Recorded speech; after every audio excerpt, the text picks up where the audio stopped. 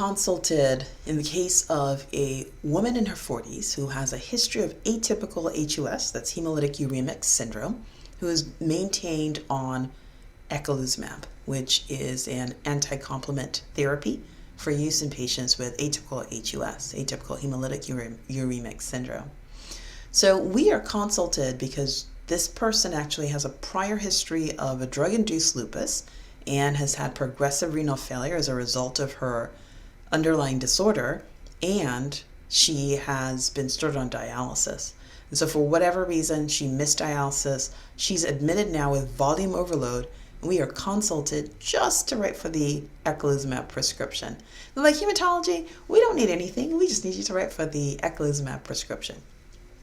So what do? Do you go ahead and just write the prescription and say, well, she has a prior diagnosis, and if they could write the prescription, they would, and they're only calling out to us because there's a REMS program for eculizumab, and we need to write this medication.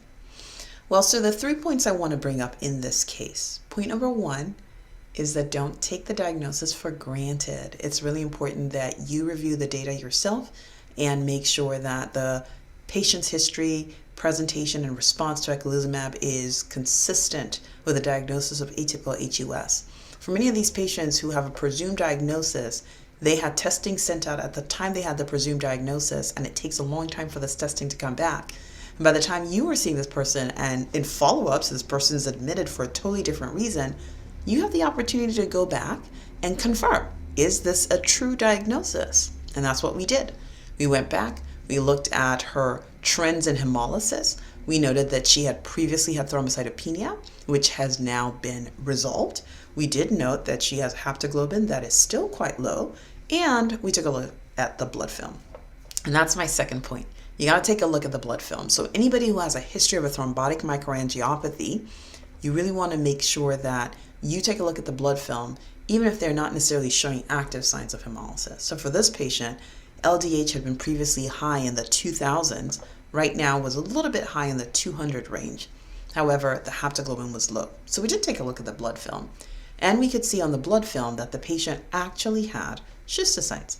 Now, there were not as many schistocytes. There were only about 1 to 2 per high-power field, but this person also had changes that were concerning for another process. So perhaps she had anemia of chronic inflammation or iron deficiency. And why did we think that? We thought that because she had teardrops on the blood film, she also had evidence of hypochromia and red cell morphologic abnormalities as well that warranted investigation.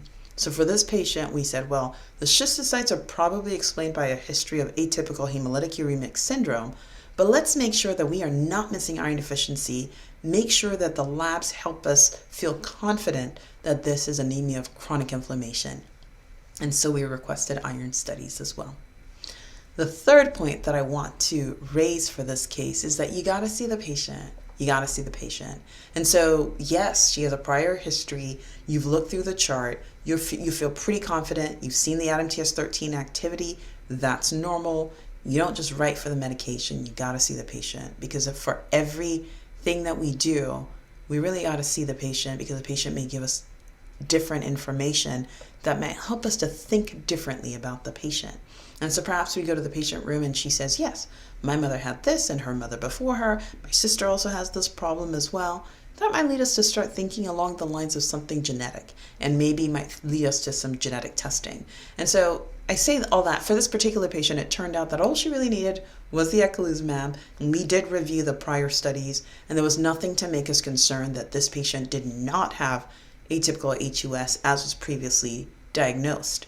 So seeing the patient was helpful too, because they had concerns that they wanted to share with a hematologist that we were able to help address, and we were able to finally write for the eculizumab, and the patient got it on her way out the door because the volume overload had actually been previously resolved with hemodialysis. All right, so that ends that case.